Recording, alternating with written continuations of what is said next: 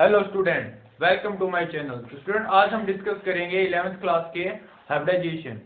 तो हाइब्रिडाइजेशन क्या होती है ये तो मैंने डिस्कस कर चुका हूँ ऑलरेडी।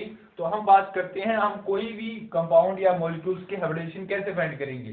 तो हाइब्रिडाइजेशन फाइंड करने के लिए हमारे पास दो तरीके हैं। एक तो होती है इसकी ट्रिक। ट्रिक क्या है कि अगर ट्रिक की हेल्प से अगर आपने हाइब्रिडाइजेशन फाइंड करनी है तो वो होता है number of sigma bond of central atom plus number of lone pair on central atom। ये होती है हमारे पास ट्रिक कि हमें बस इतना ही देखना है कि हमारे पास जो सेंट्रल एटम है उसके पास कितने number of sigma bond plus lone pair हैं। तो ये तो क्वेश्चन ओनली ट्रिक के लिए है कि हमें सेटिस्फेक्शन हो कि हम कैसे फाइंड कर सकते हैं। जैसे मैं एग्जांपल के तौर पर बताता हूँ कि हमें फाइंड करनी है hybridisation of phosphorus in PCl5। तो हमें PCl5 के अंदर फास्फोरस की हाइब्रिडाइजेशन फाइंड करनी है। आपको पता है हाइब्रिडाइजेशन के पास 5 वैलेंस इलेक्ट्रॉन होते हैं और हमारे पास क्या है 5 ही क्लोरीन अटैच है। तो इसके पास इसने फास्फोरस में कितने सिग्मा बॉन्ड बनाए हुए हैं, ये हमारे पास PCl5 है मान लो, ऐसे है। तो 1 sigma bond, 2 sigma bond, 3 sigma bond, 4 and 5। तो फास्फोरस ने यहाँ पे 5 सिग्मा बॉन्ड बनाए हुए हैं। तो हाइब्रिडाइजेशन क्या आएगी 5, बस फास्फोरस के पास लोन पेयर नहीं है तो 0 मींस वैल्यू आ गई 5। अब 5 के कॉरस्पॉन्डिंग आपने ना हाइब्रिडाइजेशन कैसे 1 का H P3 एंड D1। तो कितने हो गए टोटल 5 हो गई। तो हाइब्रिडाइजेशन बनेगी sp3d1 मींस sp3d बन गया। तो इसके अकॉर्डिंग आपकी जो स्ट्रक्चर होती है वो क्या होती है ट्राइगोनल बाइपिरामिडल। तो ये आपकी स्ट्रक्चर हो जाएगी। तो ये था ट्रिक के अकॉर्डिंग। स्टूडेंट इस तरह से आपने क्वेश्चन पेपर में नहीं करके आना है। ये ट्रिक ओनली फाइंड करने के लिए है कि इस कंपाउंड की हाइब्रिडाइजेशन क्या होगी। इससे आप ओनली MCQ क्वेश्चन ही सॉल्व करेंगे। अगर आपको आ जाएगी जैसे 2 नंबर का क्वेश्चन है या 3 या 5 नंबर का क्वेश्चन आ जाए तो उसको आपको प्रॉपरली सॉल्व करना होगा with the taking of orbitals. Orbitals जाने होंगे, हमने इलेक्ट्रॉन कॉन्फ़िगरेशन बतानी होगी फास्फोरस की, तब जाके आपको आपके जो थ्योरी एग्जाम है उसके अंदर प्रॉपर नंबर मिलेंगे। ये trick only MCQ question solve करने के लिए है।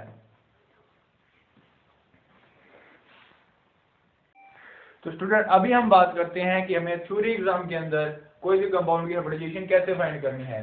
तो हम मान लो कि हमें क्वेश्चन आया है कि find the hybridisation of PCl5। हमें PCl5 की हाइब्रिडाइजेशन फाइंड करनी है। तो हमें अगर PCl5 के अंदर फास्फोरस की हाइब्रिडाइजेशन फाइंड करनी है तो उसके लिए आपको पहले क्या करना होगा, आपको पहले फास्फोरस की इलेक्ट्रॉन कॉन्फ़िगरेशन आनी चाहिए। मींस जितने भी एलिमेंट हैं उन सभी की आपको इलेक्ट्रॉन कॉन्फ़िगरेशन आनी चाहिए। अगर आपको नहीं आती है तो आप हमारा वीडियो लेक्चर देख सकते हैं, वो मैंने ऑलरेडी अपलोडेड है यूट्यूब पर।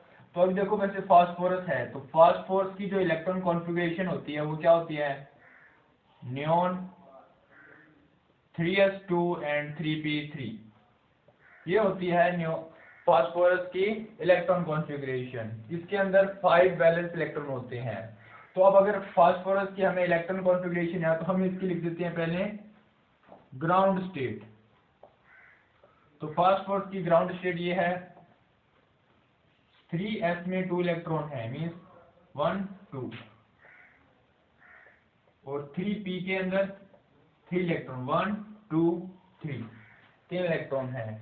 अब हमने क्वेश्चन के अंदर क्या है कि हमने इसके साथ 5 Cl नेगेटिव को अटैच करना है। अगर 5 Cl नेगेटिव को अटैच करना है तो हमारे पास फास्फोरस के पास भी 5 वैकेंट ऑर्बिटल होने चाहिए। जैसे इसके पास 3 वैकेंट ऑर्बिटल हैं तो इसमें 2 वैकेंट ऑर्बिटल और चाहिए। तो इसकी हम बना देते हैं एक्साइटेड स्टेट। कौन सी स्टेट, एक्साइटेड स्टेट बनाते हैं। तो एक्साइटेड स्टेट में क्या होगा आपको पता है, अगर जो हमारे पास 3 होता है, 3 नंबर ऑफ सबशेल होता है, उसके पास 3s भी होता है, 3p भी होता है, 3d भी होता है। तो ये जो इलेक्ट्रॉन है 3s के ये एक्साइट कर जाएंगे 3d ऑर्बिटल के अंदर। तो ये इलेक्ट्रॉन यहाँ पे एक्साइट कर जाएंगे तो हमारे पास ये बनेगी एक्साइटेड स्टेट।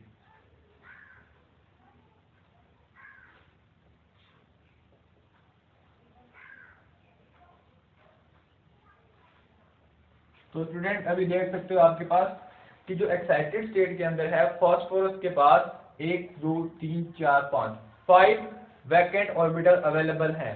मीन्स अभी इसके साथ 5 Cl नेगेटिव अटैच हो सकते हैं। तो हमारे पास जो इलेक्ट्रॉन कॉन्फ़िगरेशन होती है ऑफ Cl, तो क्लोरीन की इलेक्ट्रॉन कॉन्फ़िगरेशन क्या होती है? नियॉन 3s2 3p5, ये होती है 3s2 3p5। तो अभी मैं नियॉन की इलेक्ट्रॉन कॉन्फ़िगरेशन ये होती है, इसको हम ऑर्बिटल की टर्म में ऐसे लिखेंगे 3s2 में 2 इलेक्ट्रॉन और p के अंदर 5 इलेक्ट्रॉन। तो ये है, देखो ध्यान से, अभी क्लोरीन के पास एक वैकेंट ऑर्बिटल है, इसको अपना ऑक्टेट कंप्लीट करने के लिए एक इलेक्ट्रॉन चाहिए। तो ये क्या करेगा, इसके साथ बॉन्ड बनाएगा। ऐसे ही हमारे पास 5 के 5 Cl इसके साथ अटैच हो जाएंगे। तो आपने देखा होगा, देखो एक तो था s का ऑर्बिटल, 3 हमारे पास आ गए p के ऑर्बिटल और एक आया हमारे पास d के। तो इन तीनों को मिला के हमारी हाइब्रिडाइजेशन बनी s। p के कितने ऑर्बिटल कंटेन किए? 3 और d का 1। तो अभी इसकी हाइब्रिडाइजेशन बनी है sp3d। अब अगर पूछ ले इसकी हाइब्रिडाइजेशन अगर sp3d है तो इसकी स्ट्रक्चर क्या होगी? तो इसकी स्ट्रक्चर आपको पता होना चाहिए। वेस्टफोर्ड थ्योरी के अकॉर्डिंग अगर हाइब्रिडाइजेशन sp3d हो तो स्ट्रक्चर हमारे पास होती है ट्राइगोनल बाइपिरामिडल। वो आप कैसे बनाएंगे? पहले आप फास्फोरस के अंदर 3 क्लोरीन को ट्राइंगल के अंदर अरेंज करेंगे। फास्फोरस को 3 क्लोरीन के साथ एक ट्राइंगल के अंदर अरेंज कर लिया, मेरे पास ये ट्राइंगल बन गई, जिसके अंदर हर एक एंगल कितना होता है? 120। अब ये ट्राइंगल है, प्लेन के अंदर है, इसके एक अबव द प्लेन एंड एक बिलो द प्लेन हम क्लोरीन एटम को अटैच कर देंगे विद 90 एंगल। तो ये हमारे पास क्या बन जाएगी? हमारे पास ट्राइगोनल बाइपिरामिडल स्ट्रक्चर बन जाएगा, जिसके अंदर ये हर एक क्लोरीन आपस में अटैच होती हैं। ये होती है हमारे पास ट्राइगोनल बाइपिरामिडल स्ट्रक्चर। तो नेक्स्ट हम एग्जांपल डिस्कस करते हैं अभी SO6 की।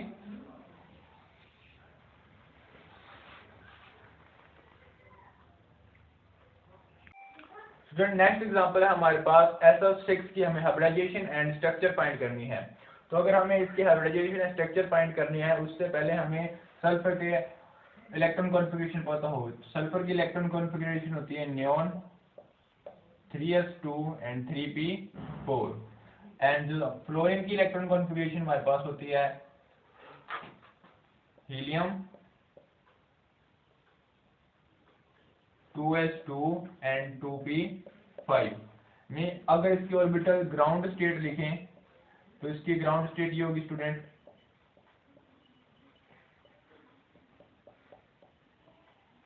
3s एंड 3p4, ये 3s2। तो ये इसकी ग्राउंड स्टेट है।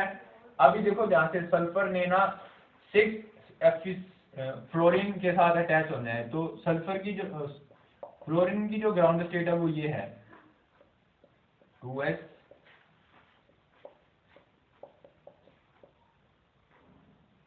2p5। फ्लोरीन को एक ही इलेक्ट्रॉन चाहिए अपना ऑक्टेट कंप्लीट करने के लिए, और सल्फर को चाहिए 2 इलेक्ट्रॉन। तो अभी मैं क्या करता हूं, हमें सल्फर के साथ 6f को अटैच करना है। तो हमारे पास सल्फर के पास 6 वैकेंट ऑर्बिटल होनी चाहिए, मीन 6 अनपेयर इलेक्ट्रॉन होने चाहिए। तो हमें पहले वो 6 अनपेयर इलेक्ट्रॉन दिखाने होंगे कि सल्फर के पास प्रेजेंट है। उसके लिए हमें क्या करना है, हमें सल्फर की एक्साइटेड स्टेट लिखनी है। तो एक्साइटेड स्टेट ऑफ सल्फर कैसे लिखेंगे? आपको पता है जो सल्फर है उसके पास क्या होते हैं? 3 के पास क्या होते हैं? 3 ऑर्बिटल के पास। थर्ड सब शेल के पास d ऑर्बिटल होते हैं। तो इसके पास अगर 3d है तो ये जो इलेक्ट्रॉन है वो एक्साइट कर जाएंगे 3d सब शेल के अंदर। तो जो ये इलेक्ट्रॉन है, जैसे ये इलेक्ट्रॉन, ये एक इलेक्ट्रॉन यहाँ पे एक्साइट कर जाएंगे। तो देखो क्या बनता है, इसके पास एक इलेक्ट्रॉन, 3s के पास एक इलेक्ट्रॉन रह गया, 3p के पास भी 3 इलेक्ट्रॉन, और 2 इलेक्ट्रॉन हमारे पास 3d के अंदर चले गए। तो अभी देखो स्टूडेंट, हमारे पास जो वैकेंट 1 2 3 4 5 6 वैकेंट स्पेस अवेलेबल है 6 फ्लोरीन को अटैच होने के लिए। मीन्स अभी क्या होगा कि हमारे पास 6 के 6 फ्लोरीन यहाँ पे आके अटैच हो जाएंगे।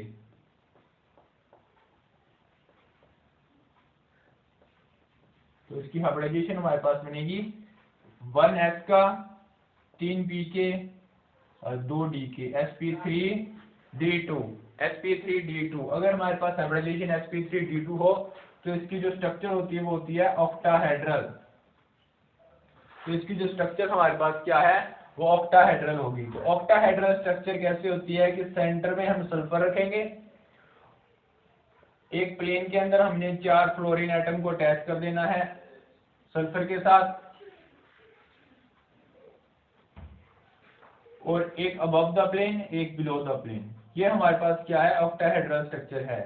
इसको ऑक्टाहेड्रल स्ट्रक्चर इसलिए बोलते हैं क्योंकि इसके ना 8 फेसेस होते हैं, इसलिए हम इसे ऑक्टाहेड्रल स्ट्रक्चर बोलते हैं। ओके स्टूडेंट, इस टाइप के क्वेश्चन आपके आ सकते हैं। नेक्स्ट लेक्चर में हम डिस्कस करेंगे MOT theory, molecular orbital theory.